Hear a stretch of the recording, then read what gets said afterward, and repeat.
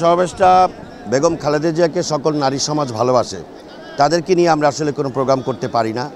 নারীদের সমাগম ঘটিয়ে নারীদের মাঝে বেগম খালেদা জিয়ার বিষয়ে অবহিত করা, যাতে করে এই নারী সমাজের অবদান ঘরে ঘরে মানুষের কাছে পৌঁছে দিতে পারে। কারণ বেগম খালেদা জিয়া এই দেশের গণতন্ত্র এবং দেশের জন্য ত্যাগ করেছেন, এই ত্যাগের মূল্যায়ন নারী সমাজ করবে।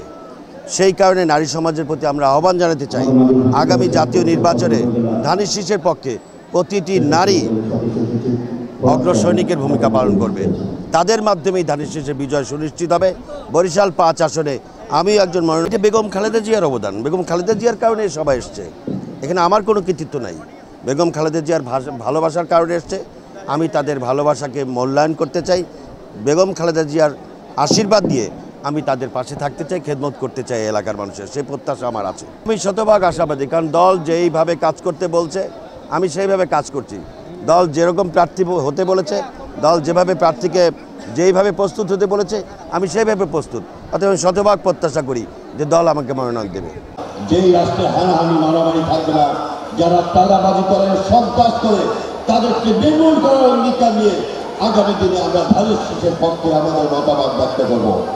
শেষ অনুরোধ, যারা ঘরে গিয়ে ভুল বুঝিয়ে মিথ্যা প্রতারণা আশ্রয় নিয়ে ভোট প্রতারণা করতে চায় তাদেরকে বলবেন, ভাই আমার দেশের উন্নয়ন দরকার।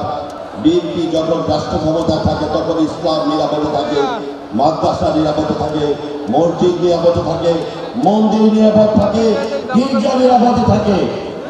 অতএব আমরা চাই সকল মানুষের সম্মিলিত প্রতিষ্ঠায় একটি আধুনিক বাংলাদেশ গড়তে।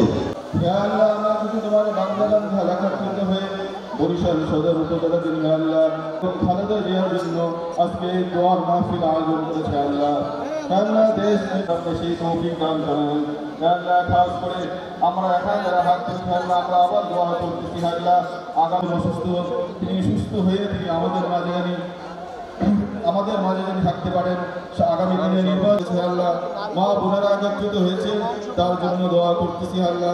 আপনার দেশ নেত্রীকে আপনি সুস্থতা দেওয়া, ধানের শীষের আল্লাহ বিজয় লাভ করে আপনি সেই তৌফিক দান করেন আল্লাহ। খাস করে আমরা মা বোনেরা একত্রিত হয়েছে, আমরা দোয়া করতেছি আল্লাহ। এখন যেভাবে কাজ করতে আগে করেছে সামনে জানি কাজ করতে পারে দেশের জন্য, জনগণের জন্য আপনি সেই তৌফিক দান করেন আল্লাহ। খাস করে আগামী দিনে বিএনপি সকলের জীবনের গুণাগুলো আপনি মাফ করে দিয়েন আল্লাহ। খাস করে তাদের যে মনের উদ্দেশ্য নিয়ে আমরা একত্রিত হয়েছি আল্লাহ, আপনি সেই কবুল আর মঞ্জুর করে নেন আল্লাহ।